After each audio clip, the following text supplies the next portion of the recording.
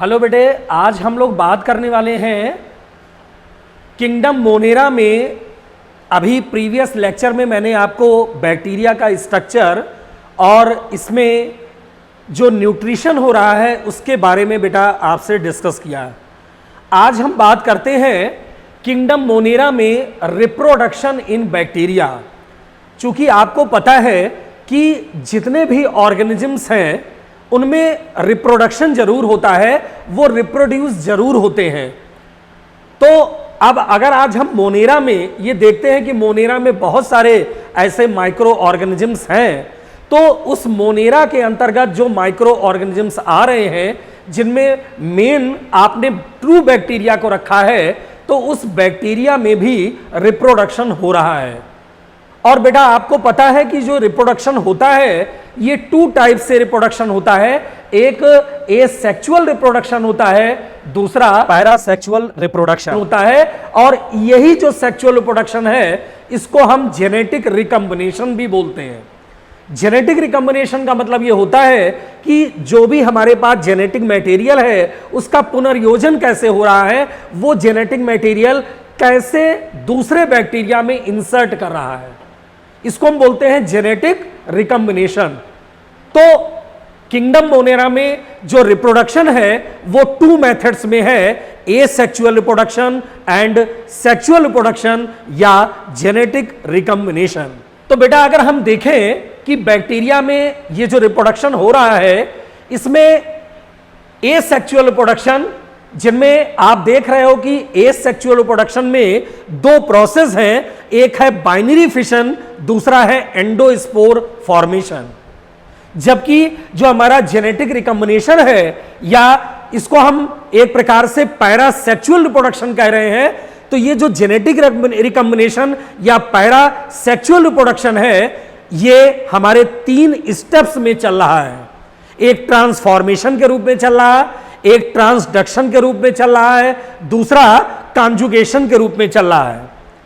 तो अगर हम ये देखें कि एसेक्सुअल रिप्रोडक्शन में बाइनरी फिशन बेटा है क्या, आपको स्टूडेंट्स मालूम है कि बाइनरी का मतलब होता है दो, फिशन का मतलब होता है डिवीजन, द्विविभाजन। और एसेक्सुअल रिप्रोडक्शन की ये जो बाइनरी फिशन है इसको आपने अमीबा वगैरह जो प्रोटोजोआ के अंतर्गत आते हैं, अमीबा में भी आपने इसको देखा है कि एसेक्सुअल रिप्रोडक्शन की जो बाइनरी फिशन है वो प्रोसेस वहां भी आ रही है। तो अब बाइनरी फिशन का मतलब यह है कि एक कोई भी पेरेंटल बॉडी है वो अपने समान टू डॉटर्स कैसे डॉटर सेल में कन्वर्ट होने वाली है, इसका मतलब है उसके अंदर का जो जेनेटिक मटेरियल है वो भी डिवाइड होगा। इसके अलावा जो साइटोप्लाज्म है वो भी बेटा डिवाइड होगा, और साइटोप्लाज्म डिवाइड होगा और जेनेटिक मटेरियल जब डिवाइड होगा तो ऑलरेडी जो हमारी सेल है या सेल के ऊपर की जो वॉल है वो कॉन्ट्रैक्शन होगा उसमें, और वो एक सेल दो में अपने आप डिवाइड हो जाएगी। इसका मतलब है कि एक पेरेंटल सेल अपने समान टू डॉटर सेल में बदल रहा है, तो उसको हम क्या बोलते हैं, बाइनरी फिशन। जैसे अभी हम लोग अगर इसको देखें एसेक्सुअल में जो ये बाइनरी फिशन है, हमने बताया बाइनरी का मतलब क्या होता है, दो, फिशन का मतलब डिवीजन। आपको पता है कि जैसे ये आप देख रहे हो कि ये बैक्टीरिया है, बैक्टीरिया के ऊपर आपने देखा ये सेल वॉल है और अंदर की ओर आप देख रहे हो बनी हुई है प्लाज्मा मेम्ब्रेन। ये आपको बेटा पता है, हमने पहले भी आपसे बात की कि सेल वॉल बहुत सारे सब्सटेंस है, जैसे मोस्टली जो सेल वॉल बनी होती है बैक्टीरिया की बेटा जो सेल वॉल बनी होती है वो पेप्टिडोग्लाइकॉन की बनी होती है। लेकिन जो प्लाज्मा मेम्ब्रेन है, आपको पता है कि प्लाज्मा मेम्ब्रेन कैसा था, लिपोप्रोटीनियस मॉडल था। इसका मतलब है प्रोटीन, लिपिड और प्रोटीन। इसका मतलब है कि दो प्रोटीन के बीच में एक लिपिड की बाइलेयर थी, उसी को आप कह रहे हो लिपोप्रोटीनियस मॉडल। ये हम लोग प्रीवियस लेक्चर में देख चुके हैं कि सेल मेम्ब्रेन ये लिपोप्रोटीनियस मॉडल के रूप में इसमें लगी हुई है। अब क्या होगा कि इसके अंदर का ये हमारा जो क्रोमोसोम है, ये क्या है, क्रोमोसोम। ये क्रोमोसोम ऑलरेडी क्या होगा, जैसे ये आप सेल देख रहे हो, इस प्रकार से ये सेल डिवाइड होगी ऐसे,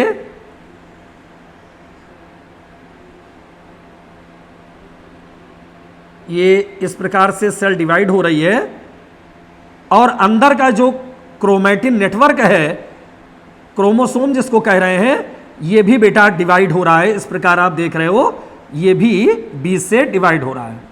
इसका मतलब क्या है कि अंदर का जो साइटोप्लाज्म है वो भी 2 पार्ट्स में डिवाइड हो रहा है और ये जो क्रोमैटिन नेटवर्क है, क्रोमोसोम है इसका जेनेटिक मटेरियल, ये भी 2 पार्ट्स में डिवाइड हो रहा है। क्या होगा, अंततः होगा क्या कि ये जो बेटा सेल है वो बाइफर्केट होगी और एक सेल 2 में ऐसे बदल जाएगी। ये कॉन्स्ट्रक्शन होगा और कॉन्स्ट्रक्शन के बाद ये पूरी बॉडी यहां से ऐसे 2 पार्ट में बदल जाएगी।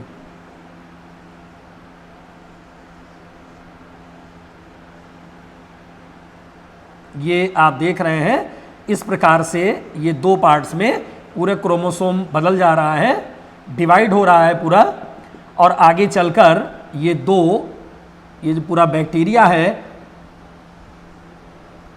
ये 2 हमारे डॉटर्स बैक्टीरिया में बदल जा रहे हैं। इसका मतलब क्या हो रहा है, ये बाइनरी फिशन हो रहा है। बाइनरी का मतलब 2, फिशन मतलब डिवीजन। एक पेरेंटल ये सेल है पूरी बैक्टीरियल सेल, और ये आगे चल के क्या बदल रहा है, 2 डॉटर सेल में बदला है। इसको बेटा क्या बोलते हैं, बाइनरी फिशन। तो बैक्टीरिया में जो एसेक्सुअल रिप्रोडक्शन है उसमें ये मेन है बाइनरी फिशन, जिसमें साइटोप्लाज्म का भी डिवीजन हो रहा है, जिसमें हमारा क्रोमैटिक मटेरियल जो क्रोमोसोम है उसका भी डिवीजन हो रहा है और पूरी बॉडी हमारी 2 पार्ट्स में बाइफर्केट हो रही है। तो उसको हम बोल रहे हैं बाइनरी फिशन। नेक्स्ट बेटा है एसेक्सुअल रिप्रोडक्शन का जो दूसरा प्रोसेस है, एंडोस्पोर। आपको पता है कि जो एंडोस्पोर का फॉर्मेशन होता है वो अनफेवरेबल कंडीशंस में होता है। ये जो भी एंडोस्पोर का फॉर्मेशन हो रहा है वो अनफेवरेबल कंडीशंस में हो रहा है, और एंडोस्पोर कभी भी बनता है उसके चारों तरफ की जो वॉल होती है वो आउटर वॉल बनती है जो एक्सोस्पोरियम के रूप में है, और वो प्रोटेक्टिव वॉल होती है। तो उस प्रोटेक्टिव, जैसे मान लीजिए बैक्टीरियल सेल है तो उस सेल के अंदर कैसे एंडोस्पोर डेवलप होगा, वो आप अगर देखें तो सबसे पहले एक ये होती है वेजिटेटिव सेल्स।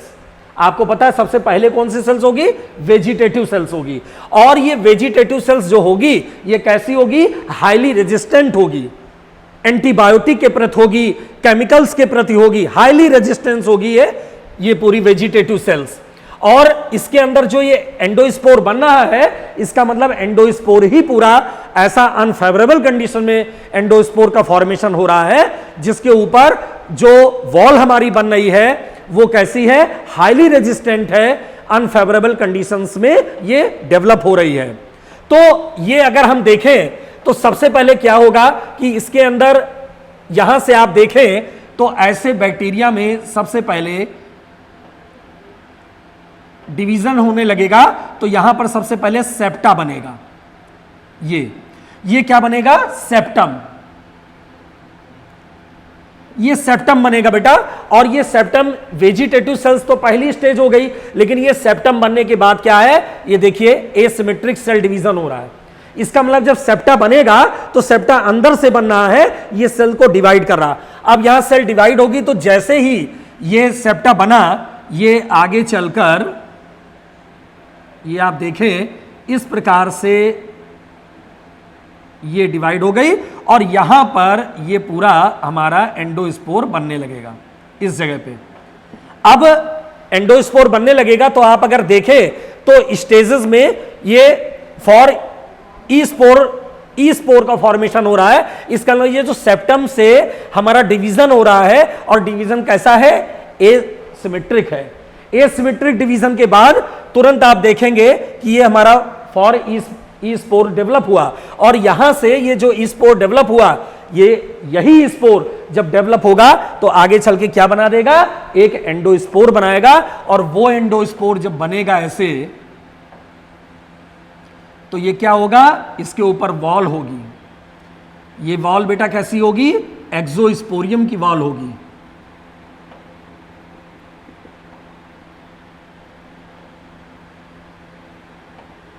ये 2 लेयर्ड वॉल होगी, या बाहर से एक्सोस्पोरियम बनेगा, और एक्सोस्पोरियम बनने के बाद अंदर का जो ये क्रोमैटिन मटेरियल है इसके अंदर का, ये इसको क्या बोलेंगे, ये कोर डीएनए है आपका। ये क्या है, कोर डीएनए। तो इसका मतलब क्या है कि आप देखें चारों तरफ से इसमें क्या है, साइटोप्लाज्मिक मेम्ब्रेन बनना है, स्पोर वॉल बन रही है, और स्पोर वॉल बनने के बाद ये पूरा कोर डीएनए हमारा यहां से अलग हो गया है। तो ये जो एसेक्सुअल रिप्रोडक्शन है, एसेक्सुअल रिप्रोडक्शन में एंडोस्पोर का फॉर्मेशन तभी हो रहा है अनफेवरेबल कंडीशन में, और यही एंडोस्पोर आगे चलकर जब पूरा डेवलप हो जाएगा तो उसके अंदर जो पूरा जेनेटिक मटेरियल बनेगा, ये हमारा कोर डीएनए के रूप में, यही जेनेटिक मटेरियल पूरे बैक्टीरिया का एग्जिस्टेंस बनाएगा। इसका मतलब है इसी जेनेटिक मटेरियल को फिर हम ट्रांसफर कर सकते हैं अनदर बैक्टीरिया में।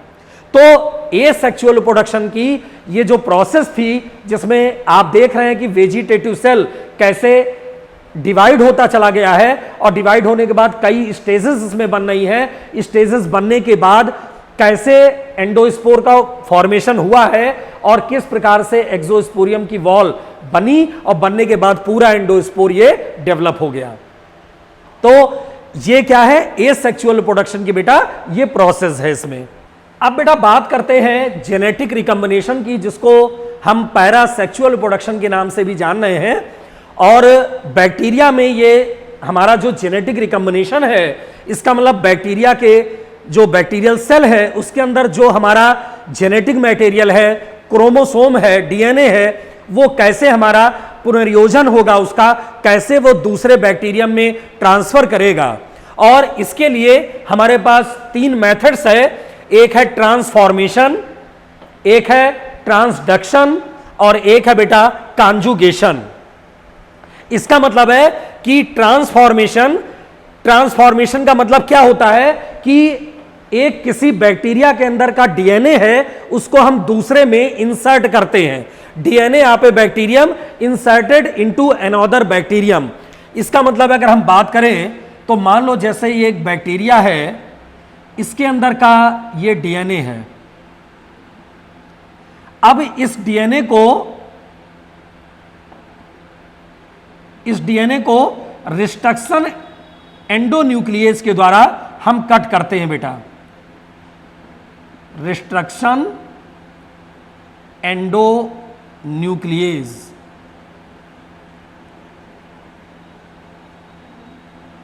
ये मान लीजिए क्या है, ये हमारा क्रोमोसोम है, और इस क्रोमोसोम को हमें दूसरे बैक्टीरिया में इंसर्ट करना है, क्योंकि ट्रांसफॉर्मेशन है, स्थानांतरण आप कर रहे हैं। तो जो ट्रांसफॉर्मेशन हम करेंगे तो किसका करेंगे, हम जेनेटिक मटेरियल का करेंगे। और जेनेटिक मटेरियल को अगर दूसरे बैक्टीरिया में हम इंसर्ट करेंगे तो ऐसे डायरेक्ट तो करेंगे नहीं, या तो हमारे पास वेक्टर हो तो वो प्रोसेस दूसरी है हमारी। क्या करेंगे कि हम एक एंजाइम हमारे पास है जिसका हम जेनेटिक रिकॉम्बिनेशन कराते हैं, उसमें एक एंजाइम यूज करते हैं रिस्ट्रक्शन एंडोन्यूक्लियेज, और उस रिस्ट्रक्शन एंडोन्यूक्लियस के द्वारा हम क्या करेंगे, इसको दूसरे बैक्टीरिया के अंदर जो क्रोमोसोम है हमारा या जेनेटिक मटेरियल है, उसको हम यहाँ से, जैसे मान लीजिए ये हमने कट करके निकाला यहाँ पर जेनेटिक मटेरियल को, जेनेटिक मटेरियल को कट करके हमने निकाला, और इस जेनेटिक मटेरियल को हम यहां से अब इसमें इंसर्ट करेंगे। ये तो इसका मतलब है कि अगर हमारे पास ये पहली सेल्स है जिसको F+ कह रहे हैं, डोनर सेल है, दूसरे में हम कर रहे हैं वो हमारी रिसिपिएंट सेल हो गई। इसका मतलब है कि एक बैक्टीरिया के डीएनए को हम अदर बैक्टीरिया के डीएनए में बेटा इंसर्ट करा रहे हैं। और कैसे करा रहे हैं? क्योंकि हमारे पास रिस्ट्रक्शन एंडोन्यूक्लियस एंजाइम है, उस एंजाइम के सहायता से हम उस डीएनए को कट करते हैं। कट करने के बाद हम या तो वेक्टर की सहायता से हम उसको क्या करेंगे, दूसरे जो बैक्टीरिया है उस डीएनए में हम उसको डालते हैं। तो इसके अंदर का जो कैरेक्टर है वो हमारा इसमें भी इंसर्ट हो जाता है। तो इसको हम क्या बोलते हैं? ट्रांसफॉर्मेशन। ट्रांसफॉर्मेशन में सीधे हम क्या कर रहे हैं? स्थानांतरण कर रहे हैं। किसका स्थानांतरण कर रहे हैं? हम डीएनए का स्थानांतरण कर रहे हैं, डीएनए को इंसर्ट कर रहे हैं। दूसरा बेटा एक प्रोसेस है ट्रांसडक्शन। हम ट्रांसडक्शन में क्या करते हैं कि कोई भी बैक्टीरिया है, उस बैक्टीरिया के अंदर का जो जेनेटिक मटेरियल है वो जेनेटिक मटेरियल को अनदर बैक्टीरिया में हम डालते हैं, अनदर बैक्टीरिया में हम इंसर्ट करते हैं। लेकिन कैसे करते हैं? हमारे पास एक बैक्टीरियोफेज है, वो बैक्टीरियोफेज एक वायरस है, उस बैक्टीरियोफेज के सहायता से बैक्टीरियोफेज हम क्यों कह रहे हैं बैक्टीरियोफेज? ऐसा वायरस जो बैक्टीरिया के ऊपर हमारा पैरासाइट्स है, इसलिए उसको हम बैक्टीरियोफेज कहते हैं। ऐसा वायरस जो बैक्टीरिया के ऊपर परजीवी रूप से है उसको हम क्या बेटा बोल रहे हैं? बैक्टीरियोफेज। तो बैक्टीरियोफेज की सहायता से हम एक बैक्टीरिया के अंदर का जो डीएनए है हम दूसरे बैक्टीरिया के डीएनए में इंसर्ट कराएंगे। लेकिन उसके लिए हमारे पास ये क्या है? वेक्टर है, और वो मीडियम है। किस रूप में? बैक्टीरियोफेज के रूप में। तो बैक्टीरियोफेज के रूप में अगर है तो हम देखते हैं कि जैसे अगर हम देखें तो ये एक हमारा बैक्टीरियोफेज है, ये हम आपको दिखाएं, ये बैक्टीरियोफेज है।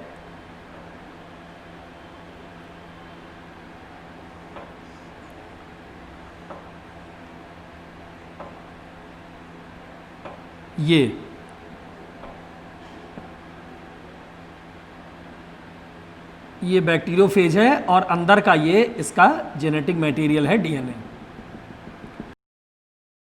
अब ये बैक्टीरियोफेज क्या है? वायरस है। अब ये वायरस क्या करेगा? इंसर्ट कराएगा, ट्रांसफर कराएगा डीएनए को। तो मान लो ये एक बैक्टीरिया है, इस प्रकार से ये इंजेक्ट कर रहा है। एक बैक्टीरियल सेल के अंदर क्या इंजेक्ट कर रहा है? बैक्टीरियोफेज।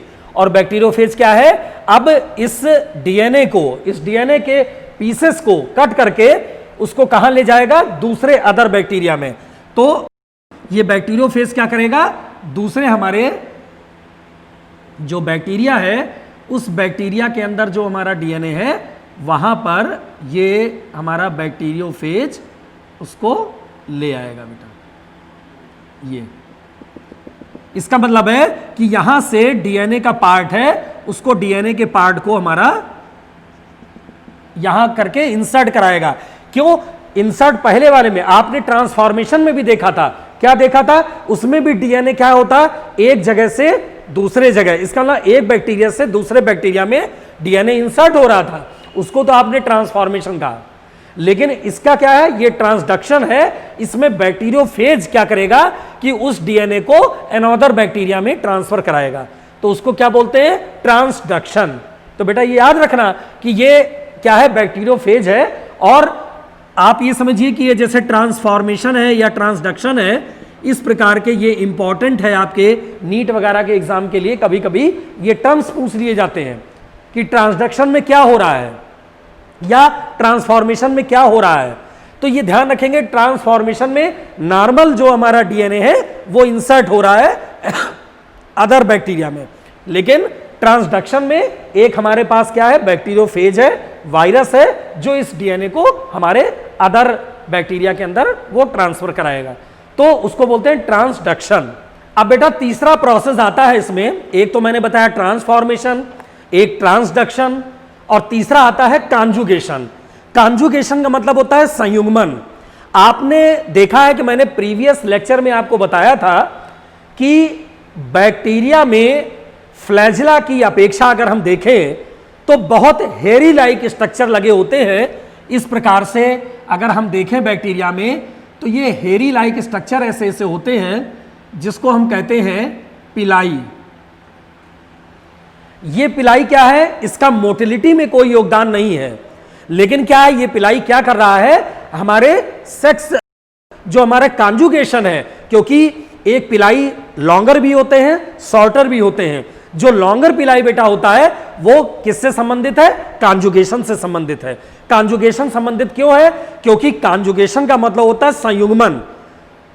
दो सेल्स आपस में आ जाएं, पास पास आ जाएं, और पास पास आने के बाद जैसे मान लीजिए ये एक सेल है और दूसरी ये सेल है, पास पास आ गई है, लेकिन इसमें क्या हो रहा है, कॉन्जुगेशन हो रहा है। इसका मतलब है कि इसमें ये एक संयुग्मन नलिका बन रही है, कॉन्जुगेशन ट्यूब।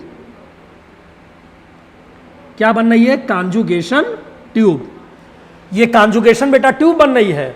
तो कॉन्जुगेशन ट्यूब को कौन बना रहा, कॉन्जुगेशन ट्यूब इसलिए बन रही है क्योंकि यही पिलाई उसको क्या कर रहे हैं, कॉन्जुगेशन में हेल्प कर रहे हैं। ये लॉन्गर पिलाई है, शॉर्टर पिलाई तो अटैच कर रही है सेल्स को, लेकिन लॉन्गर पिलाई क्या कर रही है, कॉन्जुगेशन ट्यूब का निर्माण करा रही है। और जब कॉन्जुगेशन ट्यूब बन जाएगी तो फिर एक बैक्टीरिया के अंदर का जो आप देख रहे हो डीएनए, वो दूसरे में इंसर्ट करेगा। कैसे करेगा, अगर हम देखें, जैसे मान लीजिए एक हमारे पास ये सेल्स है, डोनर सेल है,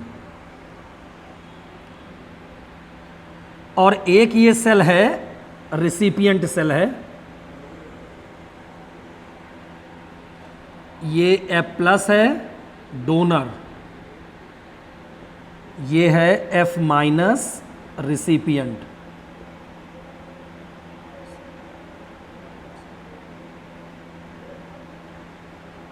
रिसिपिएंट।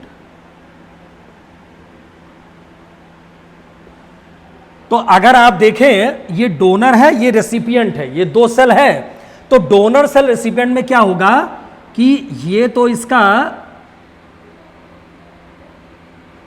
ये तो क्रोमोसोमल डीएनए है इस प्रकार से,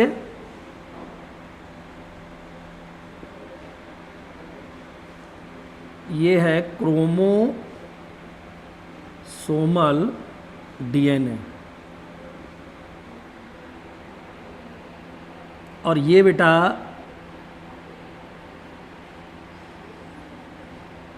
एक ये सर्कुलर डीएनए है हमारा,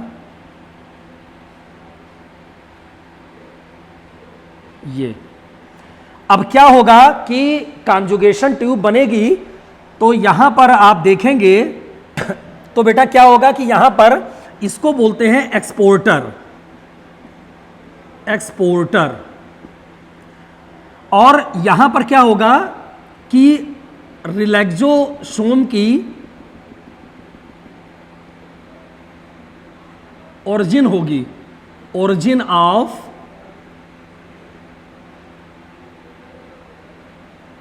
रिलैक्सोसोम। ये ओरिजिन ऑफ रिलैक्सोसोम की ओरिजिन होगी, और ये रिलैक्सोसोम क्या करेगा, एक कपलिंग फैक्टर बनाएगा। ये क्या बनाएगा, कपलिंग फैक्टर।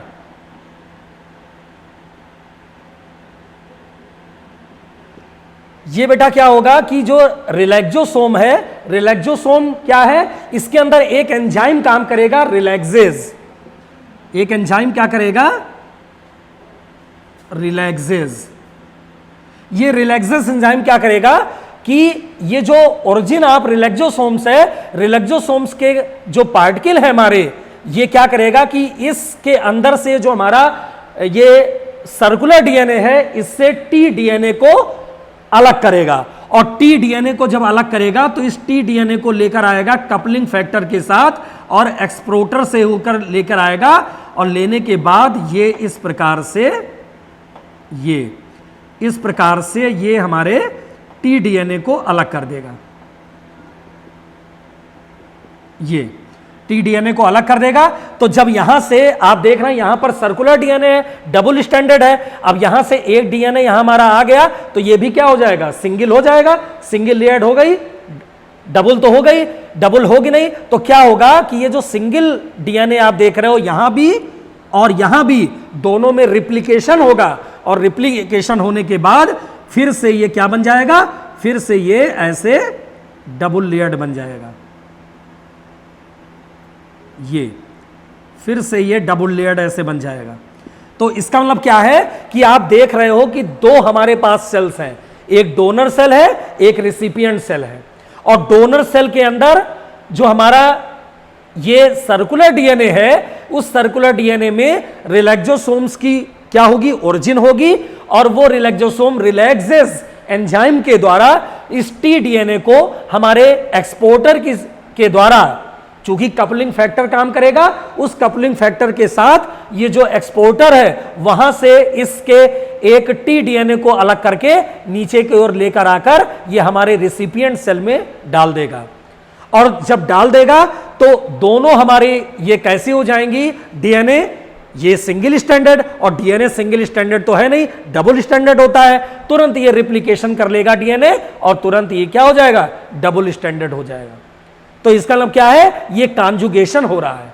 आप देख रहे हो इसमें कि डोनर और रिसिपिएंट सेल है इसमें, और ये प्लस है, कॉन्जुगेशन ट्यूब बनेगी।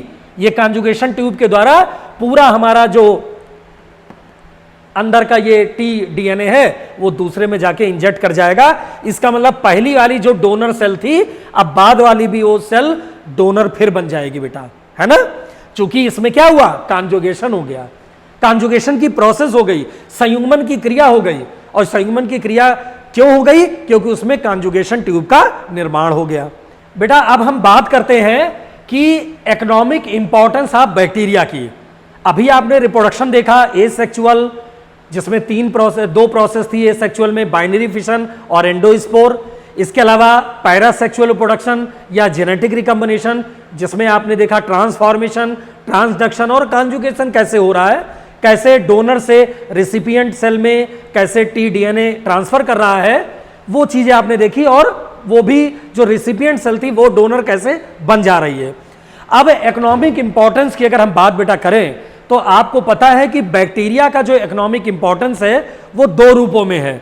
एक तो हार्मफुल एक्टिविटीज के रूप में है, दूसरा यूजफुल एक्टिविटीज के रूप में है। क्योंकि आपको पता है बैक्टीरिया बेटा हार्मफुल भी होते हैं और बैक्टीरिया यूजफुल भी होते हैं। तो सबसे पहले अगर हम बात करें हार्मफुल एक्टिविटीज के रूप में, तो आपको पता है कि ये बैक्टीरिया मनुष्य में बहुत सारे डिसीज काज करते हैं, बहुत सारे रोग होते हैं मनुष्य में। जैसे पहला जो रोग होता है ट्यूबरकुलोसिस। अगर हम मैन में बात करें ट्यूबरकुलोसिस, आपको पता है कि ट्यूबरकुलोसिस को टीबी बोलते हैं। और बच्चे जब छोटे पैदा होते हैं, बर्थ लेते हैं, तो उनमें डॉक्टर एक वैक्सीन लगाता है बीसीजी का। बीसीजी मतलब बैसिलस कैलम्यूटोग्यूरिन। ये एक वैक्सीन होती है, वो इसलिए लगाई जाती है जिससे ट्यूबरकुलोसिस ना होने पाए। आज आप देख रहे हैं कि हमारा भारत टीबी से मुक्त है, किसी को भी टीबी नहीं हो रही है। लेकिन पहले जो टीबी हो रही थी वो किससे हो रही थी, एक बैक्टीरिया था माइकोबैक्टीरियम ट्यूबरकुलोसिस। तो माइकोबैक्टीरियम ट्यूबरकुलोसिस जिसके द्वारा ये टीबी कास्ट होती है, इसके लिए ये हमारा बैक्टीरिया रिस्पॉन्सिबल है। ये हार्मफुल एक्टिविटीज है, हार्मफुल हमें क्रियाएं दे रहा है। दूसरा होता है बेटा लेप्रोसी। लेप्रोसी को हम कुष्ठ रोग भी बोलते हैं। हमें पता है कि स्किन का एक रोग होता है, स्किन की डिसीज होती है, जिसमें स्किन में ब्लैक कलर के पैचेस होते हैं, घाव हो जाता है, टिश्यू बिल्कुल रप्चर्ड हो जाता है, जिसको कुष्ठ रोग बोलते हैं, लेप्रोसी। इसका कौन सा बैक्टीरिया होता है, माइकोबैक्टीरियम लेप्री। इसके अलावा टिटेनस, आपको पता है टिटेनस कैसे होता है, क्लॉस्ट्रीडियम टिटेनी। बहुत सारे ऐसे, जैसे आपको पता है कि कोई लोहे की कील लग जाए, कोई पिन लग जाए, या आपका हाथ लोहे से कट जाता है, तो टिटेनस का इंजेक्शन लगाना पड़ता है। क्यों? क्योंकि पता नहीं, हो सकता वो बैक्टीरिया आपका इंजेक्ट कर गया हो, जहां पर ही आपका हाथ कटा है, जिस चीज से कटा है उसमें वो बैक्टीरिया हो, आपके अंदर इंजेक्ट हो जाए। तो क्लॉस्ट्रीडियम टिटेनी, इसका भी संक्रमण होता है। ये भी बेटा हार्मफुल एक्टिविटीज है। इसके बाद एक होता है टाइफाइड। टाइफाइड क्या है, फीवर कास्ट करता है मैन में। साल्मोनेला टाइफी का संक्रमण होता है, बहुत तेज फीवर आता है इसका। इसकी भी लाइफ साइकिल चलती है और 3-4 दिन 5 दिन के बाद ये स्वतः ये खत्म हो जाता है, जब इसके ऊपर एंटीबायोटिक इफेक्ट डालती है। लास्ट होता है कॉलरा। आपको पता है कॉलरा भी एक ऐसी डिसीज है जो कॉमा शेप्ड एक बैक्टीरिया है, जिसको बोलते हैं विब्रियो कॉलरी। तो कॉमा सेव्ड बैक्टीरिया है विब्रियो कॉलरी, उस विब्रियो कॉलरी के संक्रमण से, इन्फेक्शन से ये डिसीज होती है कॉलरा। तो आप अगर देखें तो आपके बेटा एनसीईआरटी में ये बहुत इंपॉर्टेंट बैक्टीरिया के ये पॉइंट्स हैं जो बेटा पूछ लिए जाते हैं। ये मैंने स्टार से इसीलिए बनाया स्टार, इसको ध्यान रखेंगे कि ये हमारे कुछ डिसीजेस हैं मैन में जो हमारे बैक्टीरिया के द्वारा होते हैं। और ये बैक्टीरिया के नाम आपको याद रखना जरूरी है, क्योंकि ऑप्शन में ऐसे 3-4 नाम आपको मल्टीपल चॉइस के रूप में दिए रहेंगे और कोई भी डिसीज का बैक्टीरिया आपसे वो पूछा जा सकता है। तो कोई भी, चाहे आपका कॉलेज लेवल पे एग्जाम हो या आपका नीट एग्जाम में आप बैठ रहे हैं, तो भी ये ऐसे पूछा जा सकता है, इसलिए इसको आप ठीक से याद रखेंगे। अब बेटा बात करें जैसे डिसीजेस ऑफ एनिमल्स में, आपने देखा है कि ह्यूमन में डिसीज हो रही है इतनी सारी, एनिमल्स में भी डिसीजेस होती हैं। जैसे एंथ्रेक्स, आपको पता है कि एंथ्रेक्स क्या है? बैसिलस एंथ्रेसिस, इसके द्वारा एक डिसीज होती है, हार्मफुल एक्टिविटीज होती है एनिमल्स में, एंथ्रेक्स रोग। इसके अलावा ब्लैक लेग, क्लॉस्ट्रीडियम चेवेनी, क्लॉस्ट्रीडियम चेवेनी एक बैक्टीरिया है जिसके कारण ये हमारा डिसीज होता है ब्लैक लेग। तो ये भी क्या है? एनिमल्स में बेटा ये डिसीज कास्ट होती है। ये क्या है? ये सब हार्मफुल एक्टिविटीज हैं। अब तीसरा हम बात करते हैं डिसीजेज इन प्लांट्स की बेटा। जैसे आपको पता है कि ह्यूमन में, एनिमल्स में भी डिसीज होती है, उसी प्रकार प्लांट्स में भी डिसीज होती है। और वो पहली डिसीज होती है प्लांट्स में सिट्रस कैंकर। आपको पता है कि सिट्रस कैंकर जो डिसीज होती है उसको फैलाने वाला एक बैक्टीरिया है जेंथोमोनास सिट्री, और ये लेमन में डिसीज खास तौर से लेमन में डिसीज फैलती है। लेमन में आपने देखा है कि कभी कभी जैसे आप लेमन लेते हो तो इसमें ब्लैकिश या ब्राउनिश कलर के पैचेस होते हैं बेटा, ये स्पॉट्स होते हैं। तो ब्राउनिश या ब्लैकिश कलर के ये जो पैचेस या स्पॉट आप देख रहे हो, ये क्या है? इन्फेक्शन है किसका? जेंथोमोनास सिट्री का। वो लेमन खराब है, उसको यूज नहीं करना चाहिए। तो ये क्या है? ये भी बैक्टीरियल डिसीज है जो जेंथोमोनास सिट्री के द्वारा हो रही है, सिट्रस कैंकर डिसीज। इसके अलावा अगर आप देखें क्राउन गाल इन मेनी प्लांट्स, बहुत सारे पौधों में क्राउन गाल नामक बीमारी होती है, उसको फैलाता है एग्रोबैक्टीरियम ट्यूमीफेसियंस। तीसरा होता है black leg and soft rot of potato, इसका भी क्या है? इवार्निया एक बैक्टीरिया है जिसके द्वारा ये डिसीज कास्ट हो रही है। Bacteria leaf blight of rice, Xanthomonas oryzae एक बेटा बैक्टीरिया है जो ये डिसीज कास्ट हो रही है। तो एनिमल्स, प्लांट्स में जो डिसीज है, इसके अलावा हमारे एनिमल्स और ह्यूमन में डिसीजेज है, इसके अलावा हमारे प्लांट्स में भी बहुत सारी डिसीजेज होती हैं। ये मैंने आपको बात की। अब एक पॉइंट आता है डेंट्रीफिकेशन। डेंट्रीफिकेशन का मतलब होता है कि ऐसे बहुत सारे डेंट्रीफाइंग बैक्टीरिया हैं जो डेंट्रीफिकेशन कर रहे हैं। क्या कर रहे हैं कि हमें पता है कि जैसे हमारे पास एक कंपाउंड है नाइट्रेट, अब इस नाइट्रेट को डेंट्रीफाइंग बैक्टीरिया किस में कन्वर्ट करेगा? नाइट्राइट में चेंज करेगा। फिर उस नाइट्राइट को किस में चेंज करेगा? नाइट्रोजन में चेंज करेगा। तो ये क्या बोलते हैं? डेंट्रीफिकेशन। जैसे आपको पता है कि ये हमारा नाइट्रेट है, अब नाइट्रेट के ऊपर बैक्टीरिया ने एक्टिविटीज किया तो क्या है? नाइट्राइट्स बन गया।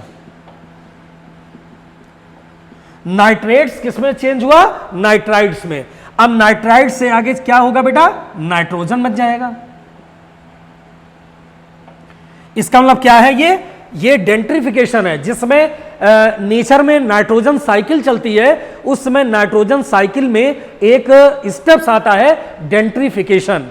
तो डेंट्रीफिकेशन में क्या होता है कि नाइट्रेट जो कंपाउंड है वो नाइट्राइट में बदलेगा, नाइट्राइट फिर आगे चल के नाइट्रोजन में चेंज हो जाएगा। तो उसको बोलते हैं डेंट्रीफिकेशन।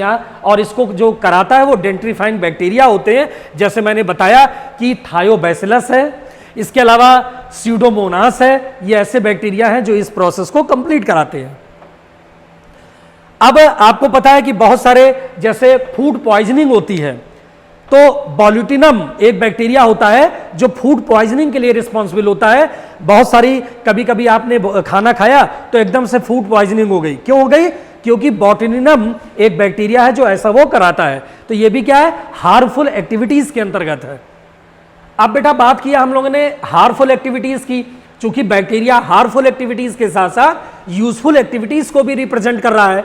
तो अगर हम यूजफुल एक्टिविटीज के रूप में देखें तो सबसे पहला प्रोसेस होता है अमोनिफिकेशन। अमोनिफिकेशन क्या है? जो हमारा नाइट्रोजन साइकिल चलती है उसमें एक स्टेप्स आता है अमोनिफिकेशन। तो अमोनिफिकेशन में क्या होगा? जैसे आपको पता है कि बहुत सारे ऐसे बैक्टीरिया हैं जो प्लांट और एनिमल के डीके से प्रोटीन को लेते हैं और प्रोटीन को किस में कन्वर्ट करा देते हैं? हमारे अमोनिया में कन्वर्ट करा देते हैं। तो जैसे अमोनिफिकेशन में क्या होगा कि हमारा ये जो बैक्टीरिया है, जैसे आपको पता है कि अमोनिफिकेशन में क्या हो रहा है? Convert protein. अब ये प्रोटीन है हमारा, ये प्रोटीन में अमोनिफिकेशन हुआ,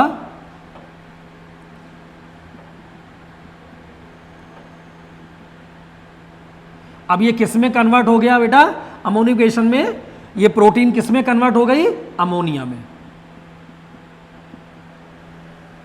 इसका मतलब क्या है कि ये क्या हो रहा? अमोनिफिकेशन हो रहा है कि हमारा ये कंपाउंड है प्रोटीन और बहुत सारे बैक्टीरिया इसमें लगे और वो किस में बदल दिए? अमोनिया में। और आपको पता है इसका कौन सा बैक्टीरिया है? Bacillus vulgaris. Bacillus vulgaris main bacteria है जो प्रोटीन को अमोनिया में कन्वर्ट कर दे रहा है। और ये प्रोटीन कहां से मिल रही है? ये प्लांट और एनिमल के डिकेइंग मटेरियल से उसको मिल रही है और तुरंत ये कन्वर्ट कर दे रहा है। तो प्रोटीन किस में कन्वर्ट हो रही है? अमोनिया में। इसके अलावा अगला होता है नाइट्रिफिकेशन। अब नाइट्रिफिकेशन में क्या है कि बहुत सारे ऐसे बैक्टीरिया हैं जो अमोनिया को नाइट्राइट में और फिर नाइट्रेट में कन्वर्ट करते हैं। बहुत सारे ऐसे बैक्टीरिया हैं जो अमोनिया को नाइट्राइट में और फिर नाइट्राइट को नाइट्रेट में कन्वर्ट कर देंगे। और आपको पता है जैसे नाइट्रोसोमोनास है, नाइट्रोबैक्टर है, ऐसे वो कन्वर्ट करेंगे। तो जैसे अगर मान लीजिए ये हमारे पास क्या है? अमोनिया। अब अमोनिया में नाइट्रोसोमोनास एक बैक्टीरिया है, नाइट्रोसोमोनास ये बैक्टीरिया है, किसमें बेटा कन्वर्ट हो रहा है? NO2। NO2 क्या है? नाइट्राइट है, नाइट्राइट।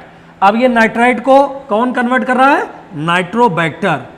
ये दूसरा बैक्टीरिया हुआ नाइट्रोबैक्टर, किसमें कन्वर्ट हो रहा है? NO3 मतलब नाइट्रेट। तो अमोनिया को नाइट्राइट में और नाइट्राइट को नाइट्रेट में कन्वर्ट करने का काम हमारा क्या है? ये बैक्टीरिया का है, नाइट्रोसोमोनास और नाइट्रोबैक्टर। तो ये बेटा प्रोसेस हमने क्या बताई? नाइट्रिफिकेशन। इसके बाद तीसरा होता है नाइट्रोजन फिक्सेशन। आपको पता है नाइट्रोजन फिक्सेशन बहुत सारे ऐसे हमारे पास बैक्टीरिया हैं, जैसे एक बैक्टीरिया हम आपको बताएं जो लेगुमिनस प्लांट्स में होता है। लेगुमिनस है लेग्यूम वाले प्लांट्स, जो दाल प्रदान करने वाले पौधे होते हैं, उनकी रूट नोड्यूल्स में वो बैक्टीरिया पाया जाता है। क्योंकि वो पौधे ऐसी जगह जर्मिनेट हैं जहां पर नाइट्रोजन की कमी होती है, और जो नाइट्रोजन की कमी है तो वो क्या है? उस नाइट्रोजन की कमी को पूर्ण करने के लिए वो क्या कर रहे हैं कि इसको नाइट्रोजन का फिक्सेशन करते हैं, और नाइट्रोजन को फिक्सेशन करने के बाद वो नाइट्रोजन की कमी पूरी हो जाती है। तो इसका एक प्रमुख बैक्टीरिया है राइजोबियम लेग्यूमिनोसोरम। तो आपको पता है कि राइजोबियम लेग्यूमिनोसोरम और दूसरा क्लॉस्ट्रीडियम, ये ऐसे बैक्टीरिया हैं जो हमारे क्या करते हैं? नाइट्रोजन का फिक्सेशन कराते हैं। और नाइट्रोजन का फिक्सेशन कराने का मतलब है कि ये जो एटमॉस्फेरिक नाइट्रोजन है उसको बेटा कन्वर्ट करेंगे बहुत सारे नाइट्रोजनस कंपाउंड्स में, अमीनो एसिड्स में, नाइट्रेट में, अमोनिया में, बहुत सारे कन्वर्ट करेंगे। तो उसको प्रोसेस बोलते हैं नाइट्रोजन फिक्सेशन। इसके बाद बेटा अगर हम इंडस्ट्रीज की बात करें, और आपको हम बता दें कि ये ऐसे पॉइंट हैं जो आपके नीट वगैरह एग्जाम के लिए बहुत इंपॉर्टेंट पॉइंट हैं। ये सब नीट वगैरह के लिए बहुत इंपॉर्टेंट पॉइंट हैं बेटा, इसको बहुत ध्यान से समझेंगे। हमें पता है जैसे इंडस्ट्रीज की हम बात कर रहे हैं, आज इंडस्ट्रीज के रूप में बैक्टीरिया का बहुत सारा योगदान है। जैसे आपको पता है कि पहले अगर हम बात करें मिल्क, आपको पता है मिल्क में क्या है, एक तो लैक्टोबैसिलस लैक्टिस है और एक है स्ट्रेप्टोबैसिलस लैक्टिस। ये स्ट्रेप्टोकोकस लैक्टिस और लैक्टोबैसिलस लैक्टिस ये क्या करती है बेटा, ये मिल्क की जो कैसीन प्रोटीन है उसको पैरा कैसिनेट में चेंज करती है, और मिल्क की जो कैसीन प्रोटीन है उसको पैरा कैसिनेट में चेंज करने का काम इन्हीं बैक्टीरिया का है। और जैसे वो चेंज करेगी इसका मतलब वो मिल्क हमारा क्या है, कार्ड में बदल जाएगा, और कार्ड में बदलेगा तो इसका मतलब क्या हुआ, कोगुलेशन ऑफ मिल्क हो गया, मिल्क की कोगुलेशन हो गई या कार्डलिंग ऑफ मिल्क हो गई। मिल्क क्या कोगुलेट कर गया, और कोगुलेट इसलिए हुआ कि मिल्क के अंदर की जो कैसीन प्रोटीन है उसको पैरा कैसिनेट में चेंज किया, किसने, लैक्टोबैसिलस लैक्टिस और स्ट्रेप्टोकोकस लैक्टिस, इसने चेंज किया और वो कोगुलेशन ऑफ मिल्क कर दिया या कार्डलिंग ऑफ मिल्क कर दिया, मतलब जो मिल्क था वो हमारा कार्ड में बदल गया। आज आप देख रहे हो कि बहुत सारे ऐसे इंडस्ट्रीज हैं मिल्क के प्रोडक्शन है जिसमें बैक्टीरिया का यूजफुल है। ये तो आप कार्ड बनाने में है, इसके अलावा पनीर बनाने में आप देख रहे हो, पनीर बनाने में भी इसमें बहुत सारे बैक्टीरिया काम करते हैं, फंगस काम करते हैं, है ना। तो बहुत सारे ये जितने भी प्रोडक्ट हैं, चाहे चीज़ बनाएं, चाहे हम बटर बनाएं या पनीर बनाएं, ये जितने भी कार्ड बनाएं, जितने भी ये है, ये सब का इंडस्ट्रीज के रूप में है। तो आज डेयरी प्रोडक्ट में इस बैक्टीरिया का सबसे ज़्यादा यूज़ है, और डेयरी प्रोडक्ट में जो मिल्क है, मिल्क से हम जो कार्ड बना रहे हैं या कोगुलेशन ऑफ मिल्क कर रहे हैं या कार्डलिंग ऑफ मिल्क कर रहे हैं, तो उसमें मिल्क की जो कैसीन प्रोटीन है वो तुरंत हमारी मिल्क की जो कैसीन प्रोटीन है उस कैसीन प्रोटीन को ये हमारा लैक्टोबैसिलस लैक्टिस क्या कर रहा है, कैसीन प्रोटीन को पैरा कैसिनेट में चेंज कर रहा है, पैरा कैसिनेट में चेंज कर रहा, और जब पैरा कैसिनेट में चेंज हो गई तो ऑलरेडी मिल्क किस में कन्वर्ट हो गया, कार्ड में। तो इसका मतलब क्या है, कोगुलेशन हो गया ना।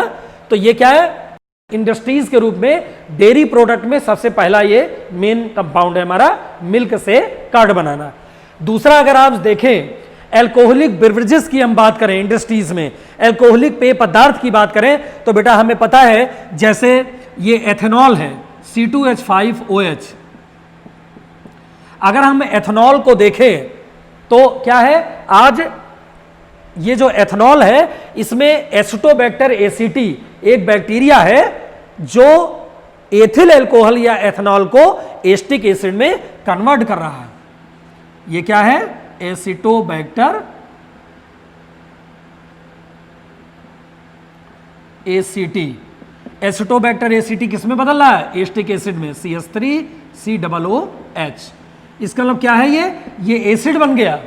आज आप देख रहे हो कि अल्कोहल से क्या है, एसिड बना रहे हैं। आप सिरका देखते हो ना, गांव में क्या होता है, शुगर केन के जूस को रखा जाता है, गन्ने के रस को, और गन्ने के रस को क्या होता है, बहुत दिन तक रखते हैं, वो फर्मेंट हो जाता है, बहुत सारे बैक्टीरिया ये पड़ जाते हैं इसमें, एस्टोबैक्टर एसीटी, वो क्या करते हैं, उसको फर्मेंट करते हैं, और फर्मेंट करने के बाद उसको किसमें, विनेगर में चेंज कर देते हैं, सिरका में बदल देते हैं। और विनेगर क्या है, सिरका क्या है, एस्टिक एसिड है बेटा। तो एथिल अल्कोहल, आज ग्लूकोज है, ग्लूकोज से हमने एथिल अल्कोहल बनाया, और एथिल अल्कोहल से हम क्या कर रहे हैं, कन्वर्ट कर दे रहे हैं एस्टिक एसिड को। तो ये क्या इंडस्ट्रीज के रूप में आप आज यूज कर रहे हो उसका।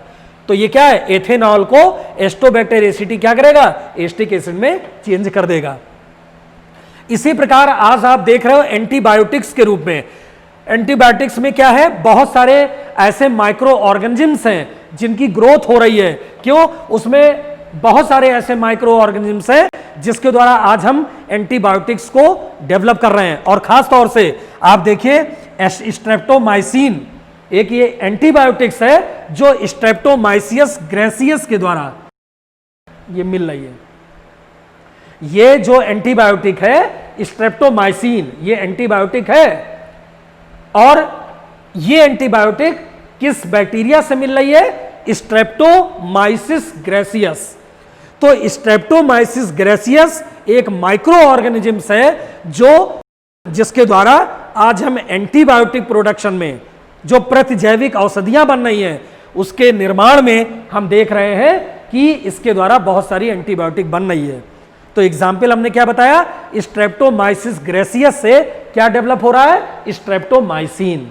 तो ये बेटा क्या है, ये एंटीबायोटिक्स के क्षेत्र में बहुत सारे आप आज देखते हैं कि बहुत सारी एंटीबायोटिक हमारी बनती है। पेनिसिलिन है, पेनिसिलिन में क्या है, एक फंगस से वो आइसोलेट की जा रही है, एक फंगस से उसको एक्सट्रैक्ट किया जा रहा है।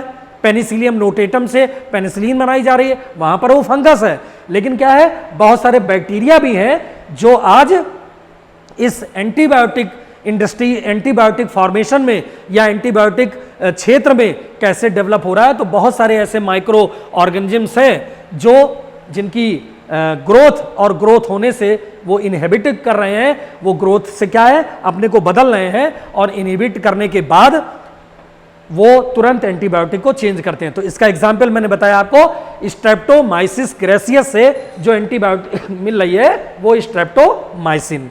तो ये बेटा हमने बताया आपको कि बैक्टीरिया का जो हार्मफुल एक्टिविटीज है, इसके अलावा बैक्टीरिया का यूजफुल एक्टिविटीज है। तो बेटा आज हमने आपके इस लेक्चर में बात किया कि रिप्रोडक्शन इन बैक्टीरिया में कैसे रिप्रोडक्शन होता है, कैसे एसेक्सुअल रिप्रोडक्शन होता है, कैसे पैरासेक्सुअल रिप्रोडक्शन या जेनेटिक रिकम्बिनेशन होता है, कौन कौन सी इसकी प्रोसेस थी उसके बारे में भी बताया। और इसके अलावा इकोनॉमिक इंपॉर्टेंस क्या है बैक्टीरिया का, हार्मफुल और यूजफुल एक्टिविटीज़ क्या है बैक्टीरिया की, ये बेटा डिस्कस किया हमने। तो ये बेटा लेक्चर आपको पसंद आया है तो इसको लाइक करिएगा, शेयर करिएगा और रिलायंट लर्निंग सोल्यूशन को बेटा सब्सक्राइब करिए, जिससे ज़्यादा से ज़्यादा हम आपको अच्छे अपने वीडियो लेक्चर प्रोवाइड करा सकें। और ये इसको पूरे स्टेप्स वाइज इसको बेटा तैयार करिए, क्योंकि ये आपके ऐसे छोटे छोटे पॉइंट्स हैं जो हमारे एनसीईआरटी और अदर कॉम्पिटिटिव एग्जाम में पूछे जाते हैं बेटा। Okay, thanks.